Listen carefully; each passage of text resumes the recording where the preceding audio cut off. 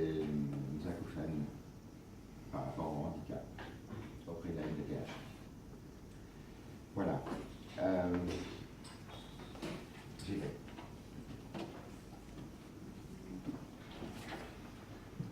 Bonjour à tous, donc.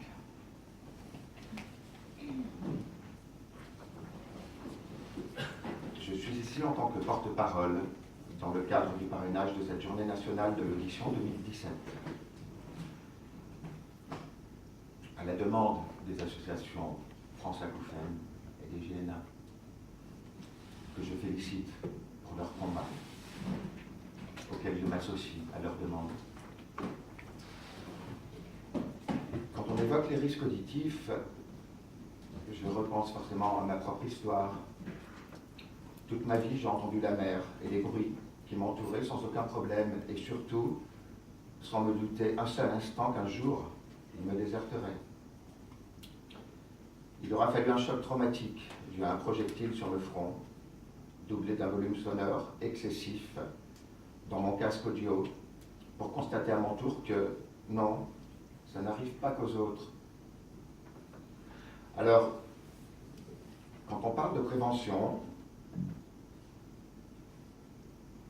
en direction de la jeunesse, de tous, je dis, je pense, soyez prudents.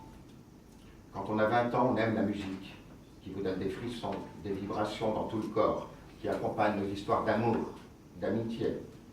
Et on se fout un peu des messages de prudence face au volume sonore.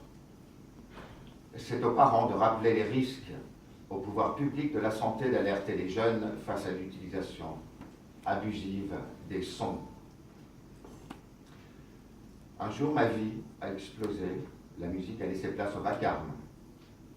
Ces maudits passagers noirs, comme je les ai baptisés, faute de connaître leur nom, ont totalement broyé, expulsé ma vie d'avant. Les acouphènes ont pris place sans y avoir été conviés dans mes oreilles, me laissant seul face à l'incompréhension du monde médical qui m'entourait. Il m'a fallu me battre contre ces occupants invisibles, mais ô combien handicapants, sans arme aucune, ni mode d'emploi. Après une longue période de souffrance de 18 mois, j'ai eu la chance de rencontrer le professeur Bruno Frachet, qui m'a diagnostiqué, en l'espace de 5 minutes, un double handicap, surdité profonde bilatérale plus acouphène. Le professeur Frachet m'a parlé également de croisade. C'est pourquoi j'insiste sur la prévention, dans l'insouciance de la jeunesse qui a les oreilles sollicitées H24 sur les smartphones et les casques audio. Il est vrai que nous sommes dans la génération du bruit de tous côtés. Smartphone, téléviseur, chaîne hi-fi, iPod, casque, baffle, écouteurs, baladeurs, sans compter les bruits de plus en plus agressifs qui nous entourent, ceux d'une suractivité urbaine qui résonne dans le silence même de nos nuits blanches. Je suis atterré. Excusez-moi. Je suis atterré par les témoignages que je découvre en retour de la pétition que j'ai mise en ligne sur change.org pour que les acouphènes soient reconnus comme un handicap. Je vous conseille vivement d'aller les lire afin de constater l'ampleur des dégâts.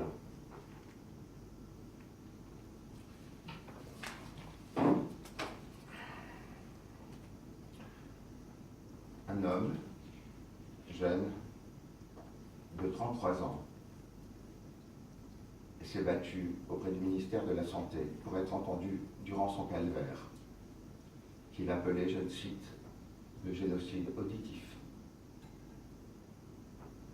Il a mené son combat à sa façon, avec ses petits moyens, et devant tant de silence, en plein vacarme, il a fini par mettre fin à ses jours. Le soir du réveillon du 25 décembre, c'est à sa mère qui le pleure que je pense aujourd'hui C'est à lui que je dédie ce combat et cette journée. J'aurais voulu le connaître avant ce geste fatal, violent, définitif, irréversible. Les plus sourds, c'est pas nous. Il s'appelait Yannick Gauchy. Voici sa photo, une semaine avant son acte irréparable. Il est écrit en bas de la photo qu'il est dans la souffrance, qu'il est dans le vacarme, mais qu'il va aller mettre des cierges dans l'église pour tous les gens qui souffrent. Voilà, je pense qu'il n'y a pas grand-chose à rajouter. Il est bien évident que mon but n'est pas d'agresser, car je ne suis pas dans le mode agression. J'ai rencontré des gens formidables durant ce parcours, en l'occurrence le professeur Boukhara, qui est ici, qui est un homme qui m'a reçu alors qu'il était absolument débordé à 2 reprises, et avec qui j'ai pu partager une forme d'humanité. Et je le remercie ici, et je lui rends hommage pour ça. J'aimerais terminer sur une note d'espoir, parce que c'est mon rôle de parrain d'apporter de l'espoir. Je voudrais dire aussi une chose, c'est que s'ils sont d'accord, si Roselyne est d'accord, si Sébastien est d'accord, je n'ai pas l'intention de me cantonner à une journée. Je les accompagnerai dans leur combat plus longtemps. Ma thérapie a été d'écrire un livre parce qu'il fallait absolument que je me débarrasse de ce vacarme qui m'habitait. C'est ce que j'ai fait. Je pensais être seul dans ma bulle. J'ai juste découvert, grâce à vous Roselyne et grâce à vous Sébastien, que nous étions juste 16 millions de personnes en France. Que foutent les politiques qui sont en pleine campagne? On parle d'immigration, on parle de chiffres, on parle de baisse du chômage. Enfin, on a toujours les mêmes promesses, il n'y en a pas un qui évoque le handicap.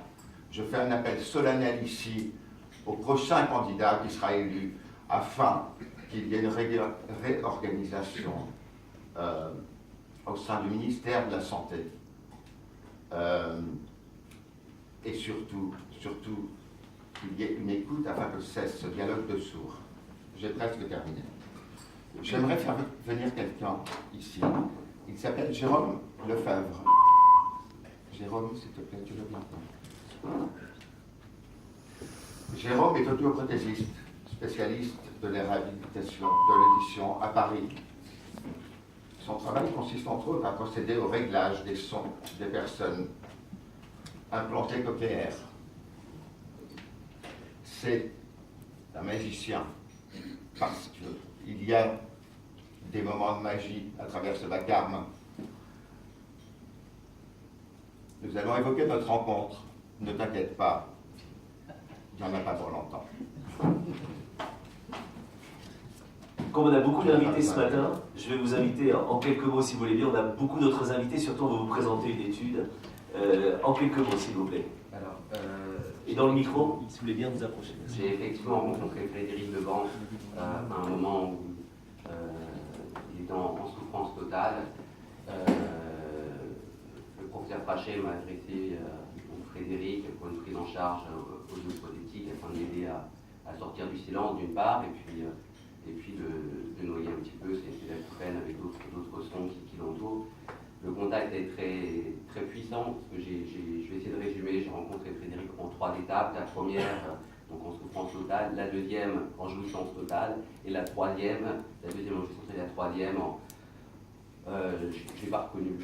C'était devenu un résilient, c'était devenu en l'espace d'une semaine quelqu'un d'une force extraordinaire, une leçon de vie. Il s'avère qu'on a eu un parcours presque similaire, puisque j'ai moi aussi une perte auditive totale d'un côté, l'autre qui est très abîmé, et puis des acouphènes. J'ai vécu le moment du silence comme lui, donc on a beaucoup échangé. On peut le dire, on a pleuré. On a eu un échange qui a été très fort, et aujourd'hui je suis estomaqué de voir la force que tu as. Je te compare à Mel Gibson dans Braveheart, un résident qui est bravo et qui apporte beaucoup de choses.